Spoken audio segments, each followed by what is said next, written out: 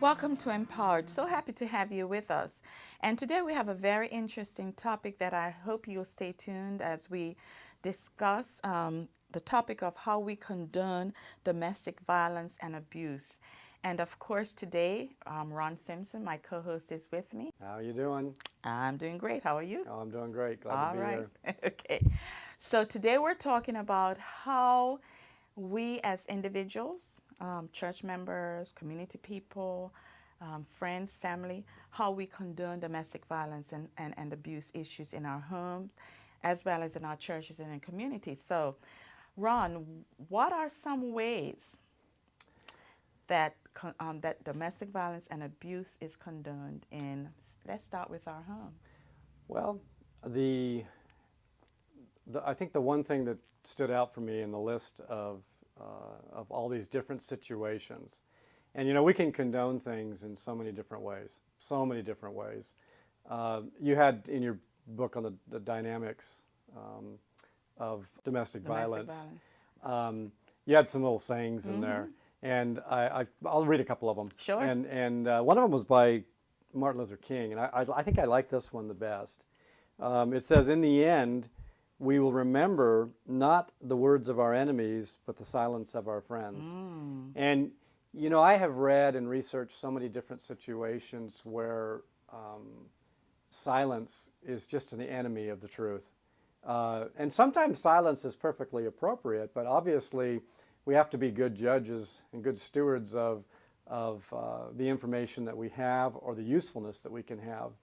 But the one thing I think that jumped out at me on this, in your list of these in your book, was about when parents victimize each other and how that is condoning domestic violence with particularly with the children. That's right. Can you explain that, elaborate on that a little bit? Because I'm curious about how is that? How does that work? Well, I think we talked about this when we discussed the characteristics of abuse, that is a learned behavior. But when parents are modeling in front of their children abusive behaviors, the children are learning to be abusive or to be victimized. And so how parents condone that is if they have their own issues of abuse, if they're controlling, manipulative, power hungry, etc., or just plain frustrated or hurting because they have been abused and they don't know how to deal with their own issues and they take it out on each other. The children looking on see this, and the children are learning how to cope with problems, with challenges, or even their own emotional pain. So let's talk about a normal situation for a moment. I'll call it a normal situation, but and we'll try to say, is this appropriate or not? Okay. So let's say that a husband and a wife have a disagreement, and a far cry from domestic violence. I understand that, but disagreements can be intense, Yes, they can. and what is the appropriate level then? Wouldn't it be better to sit down as a family and talk about it? Is it better to explain those types of things? Is that a normal way of dealing with, maybe a disagreement on that level? And again, I'm trying to contrast the difference between what would be domestic violence versus what would be normal in a home atmosphere, and helping children to understand the difference between disagreement and domestic violence. I think, from my perspective, which is always limited, but I think it depends on the age of the child.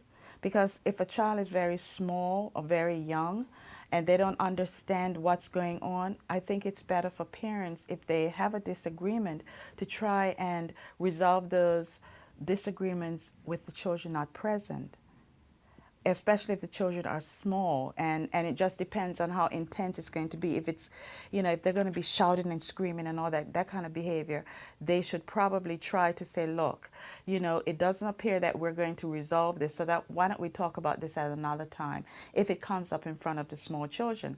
But however, if the children are older and they are able to understand the dynamics, then I think the parents can, in a very subtle way, say, look, we have this disagreement. We're not able to discuss it. So you guys, look, mommy and daddy are not agreeing about what's going on right now. So we're just going to take a break, and mommy and daddy need to go and talk about this by ourselves. Just depends on the age. Or sometimes, I know it's happened in my family, when my kids were teenagers, we brought them into discussion. Oh, that's see that. Well, that sounds healthy though. Yeah. That sounds healthy because, this old idea that children are to be seen and not heard.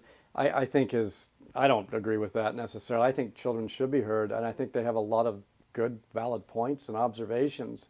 But I think really what it comes down to is the education process within the home, Yes. helping to understand the processes, what's normal, what's not. And recognizing domestic violence, I mean, clearly there are things that would be recognizable, but some things border on it. I would just go back and say that it's very important, especially dealing with children, that we become very aware of the age of the children, the intellect of that child, the understanding of that child, before we, try to resolve conflict in front of that child. Okay, so I'm going to read another one of these. Okay. I like these. These are good. This one's Okay. this one's by Lynn Johnson, and it says the most profound statements are often said in silence. Now, when I read that, I was thinking about the parents, and I was thinking about what messages that they're sending to their children, particularly in instances of domestic violence, because oftentimes I think what you're faced with is something of a violent nature will happen, and then it's never addressed. Right. What does that say? What does that do? Where does that end up? I can tell you a story. Many years ago, my husband and I taught at a university, and we were teaching seminarian students. And, we were presenting a lot of material talking about domestic violence and abuse and how pastors should handle it. And there was one young pastor, he was in the back, and he was looking at me really strange. And within my mind, I'm saying, okay, Mabel, you've done it again. Somebody's angry with what you're saying. So we had a break, and at the end of the break, he came up to me and he said, I'm really upset with what you're saying. And I'm like, and I braced myself, I'm saying, okay. And he said, when I was growing up, my parents never talked to me. And I looked at him, I said, what do you mean? He said, you're talking about silence, silence can be abusive. And he said, my parents did not really communicate with me. They didn't talk to me, about different challenges that I would have. And he said, there was just a lot of silence in my home. And he said, no, I'm being a pastor. And he said, I can speak very well from a pulpit, but when I have to interact with people, when I come down from that pulpit and I have to talk one-on-one, he says I have a challenge. And he said, I just realized that silence was used as an abusive tool. And so that statement about the most profound statements are often said in silence, it is very profound, because when we don't communicate adequately, or we don't give positive reaffirmations to our children, or even in the home we pretend that there is no conflict, Oh, yes. then we're giving very, very profound messages. Over the years, that spurred a thought in my head about when we've had guests to, maybe over for a dinner or something, and we have always been very outspoken and might border on obnoxious at the dinner table, because that's just the way we are. Yeah. I mean, if it's out there, you're going to hear it. And I have heard comments from people that have said to us over the years, wow, when I was a kid at home, or when I'm at home, or we didn't say anything at the table. And I'm like, that's half the fun of dinner. That's the time to talk. That's the time, yeah. Yeah. But yeah, I can understand that. Yeah. And I think that story that you told probably resonates with a lot of people. I believe it probably does. And taking it a little bit further, when we're talking about how we condone domestic violence, when we are silent and we know something is going on and we know people are being hurt, especially in the area of sexual abuse, and you and I have talked quite a bit about how things happen in families and everybody knows except the person who's probably happening to, and then years later they find out that everybody knew but they were never told or ever protected. Silence in my line of work, we say silence as violence. That silence can be used to destroy people. And when we as a community or church members or family members know that something is going on and we keep quiet, then we're condoning the abuse to continue. And we're just as guilty as the perpetrator. When it's either discovered, found out, or it's made known, confronting it at the time, Yes. even though it may not cure the problem completely, certainly is going to go a long ways to helping, because I can totally understand where you're coming from, that there's people that years and years later, and they've lived with this, not knowing that other people knew, not knowing that other people knew what was going on in their families, and the pain that they went through that could have been at least alleviated to a degree had that silence been lifted and had people been willing to communicate. But it's that guilt or that shame. That's It's right. that secret That's right.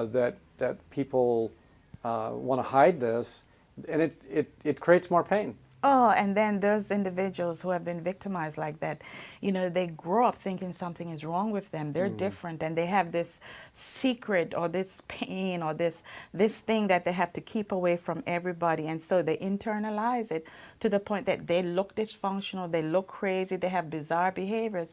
When if we as a community, or we as professionals, we as older people, I'm talking about children now, if we address those issues and let people know that, look, we sympathize, we know what's going on, and we're going to be there to support you, and we're going to be with you to confront this issue, that goes so far in helping people to be healed.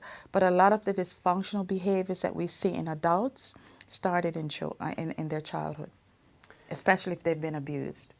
So one of the statements that you make in your booklet on the dynamics of domestic violence, it talks about the disciplinary process with which is either can be or cannot be followed. But the downfall was that oftentimes, particularly in a church setting, it's not necessarily followed. And nowadays, so many things get handled in a civil court of law, Yeah. that it maybe the dynamics are a little different with that, but it does seem that if it's ignored in a church setting, or ignored by pastors, or ignored by elders, or ignored by leadership, let's just say it that way, that really you're accomplishing the same ends That's right. as Condoning it. you're condoning it.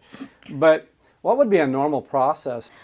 One of some advice I give individuals is that, first of all, if someone comes to you, whether you're a pastor, whether you're a church member, and they say this has happened to them, even though you might not believe it, even though it might seem incredible, because whoever is the abuser is, whether it's male or female, sometimes that person is so well respected and well liked that you don't believe that. But I would encourage them, the first thing to do is try to find safety for that person. Safety, whether if it's an abusive situation where there's violence, safety for that individual, or safety as far as getting them the help that they need to talk to someone that can help them. That would be the first process. The second thing I would encourage people to do is, don't try to figure out who is at fault. That can be very dangerous. And don't try to bring the people together, especially if it's a husband and wife. Don't try to bring them together to resolve these issues. And those are a couple of things. And what I would hope that to do on our website, wegnetwork.com, is to put a protocol that I've written as to how churches can handle this situation. But I think our time is up, Ron. And I think what we'll do, we'll just continue discussing this topic, because there are several ways in which individuals condone domestic violence. And I think we need to take time and go through these, really, really succinctly, just to make sure that people understand, and that if they have any questions, they're free to write in. You're free to write in. You're free to call us. Our information will be on the website. So we thank you for watching today, and we hope that you'll join us for our next broadcast, when we will continue the topic of how we condone domestic violence. So again, thank you so much for watching. May God continue to bless you, and always remember that God loves you, and He has given you power to live and to survive. God bless you. We so much appreciate you viewing our program today. God has not given any of us the spirit of fear, but His spirit of love, power, and a sound mind. Therefore, we are pleased to provide this ministry to help you and others in your journey of healing from abuse. In order to continue doing this, we depend on financial support from viewers like you. Your donation is tax deductible and can be sent via a check or money order to our mailing address at Women's Healing and Empowerment Network, or WHE Network, P.O. Box 9637, Spokane, Washington 99209. You can also visit our website at whenetwork.com and click on the donation button. For your gift of $25 or more, we will send you a special token of our appreciation. Thank you for your prayers. May God continue to bless you and yours as you partner with us to help empower abused lives.